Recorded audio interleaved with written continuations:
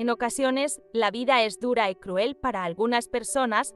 Las circunstancias las obligan a tomar un camino según fácil, aunque este no tenga nada de fácil. Por lo contrario, tiende a ser más escabroso, sobre todo para nosotras las mujeres. Peor aún, cuando se es madre soltera, tenemos que ser padre y madre a la vez, dividirnos en dos partes para trabajar y cuidarlos. Así empezó mi vida desde que el vicioso de mi marido me abandonó con 2 hijos sin importarle que no tuviéramos ni para comer. Busqué un trabajo, pero por mi inexperiencia rechazaban mi solicitud y mi desesperación llegó al límite por no tener nada para darles de comer a mis hijos. Entonces, no tuve otra salida más que iniciarme en la vida galante. Exacto, es lo que estás pensando. Prostituiría mi cuerpo en una cantina de mala muerte. Tenía que alimentar a mis hijos a costa de todo, sin importar que yo me arrastrara en el fango en un trabajo que muchos piensan es fácil. Mi turno sería nocturno, al menos el horario se adaptaba a mi conveniencia. No podía dejar de día solitos a mis hijos y de noche podría dejarlos dormidos para irme a trabajar. Lo sé, era un riesgo, pero tenía que tomarlo si quería sacarlos adelante. Lo más difícil fue al principio tener que soportar todo tipo de hombres, su mal aliento por el alcohol, los abusos por tal de que te inviten un trago y peor aún, cuando ya andan borrachos y se sienten con el derecho de acariciarte por haberte invitado una ficha. También existe la envidia entre las muchachas por los clientes. Parece increíble, pero hay muchachas preferidas por algunos de ellos y yo era una de esas. Además de todo eso, hay otros peligros, los pleitos que se suscitan en esos lugares o tipos que se creen tus dueños, se obsesionan con una y no las dejan estar con otro cliente. Si fuera poco, el peligro que corremos al regresar sola de madrugada a casa con algo de dinero, mujer y dinero juntos, es una tentación para las ratas de lo ajeno. En aquellos días, se corría el rumor que estaban desapareciendo muchachas jóvenes de la vida galante. No era solo el rumor, porque en los noticieros y periódicos día con día salía la nota de una chica desaparecida.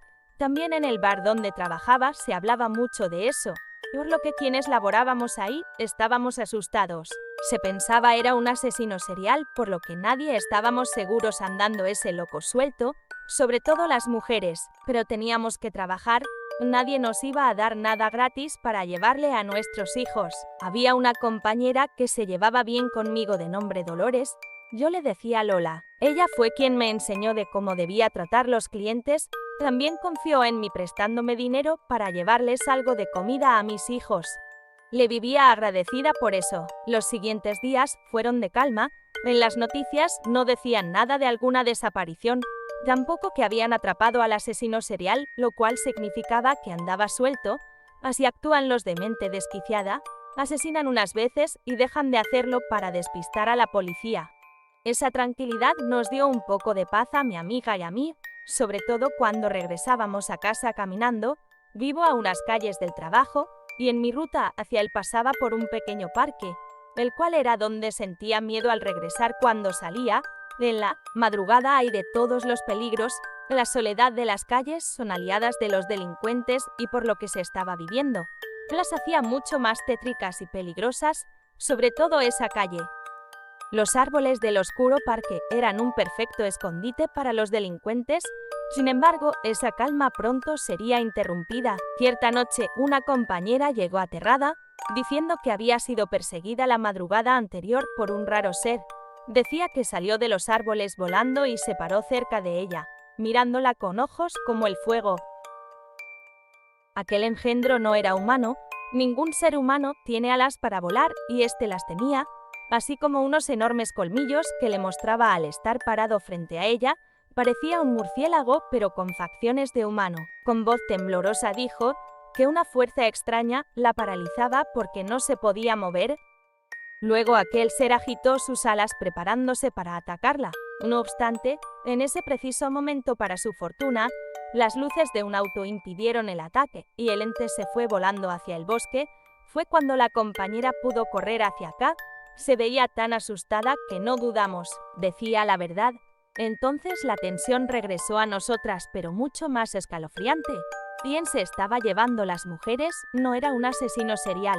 Era un ser de otro mundo y salía del parque en las noches. Yo era la más asustada porque aparecía por donde yo pasaba todas las madrugadas. La siguiente noche esa chica ya no fue a trabajar. En nuestra chamba todos comentaban su desaparición y no teníamos dudas que estaba relacionado con lo que nos había platicado la otra noche. En eso llegó otra compañera con un periódico. En la portada estaba la foto de la desaparecida. Había sido encontrada muerta sin sangre en medio del parque con unos orificios en su cuello. La noticia causó conmoción a todo el personal. Fue que mi amiga Lola me comentó que tenía unos ahorritos y estaba pensando en dejar de trabajar por un tiempo. Tal vez en ese lapso se desterraba a este asesino o la policía lo atrapaba. Entonces, volvería a su trabajo. Notaba su miedo y la comprendía porque honestamente yo también lo sentía. No quería verme atrapada entre las alas de ese terrible y asesino ser, pero necesitaba trabajar. No podía darme ese lujo como el de mi amiga. Pero, ¿qué tipo de bestia era la que estaba aterrando a mujeres de la vida galante? Solo se sabía que tenía facciones de murciélago enorme y que se alimentaba de sangre.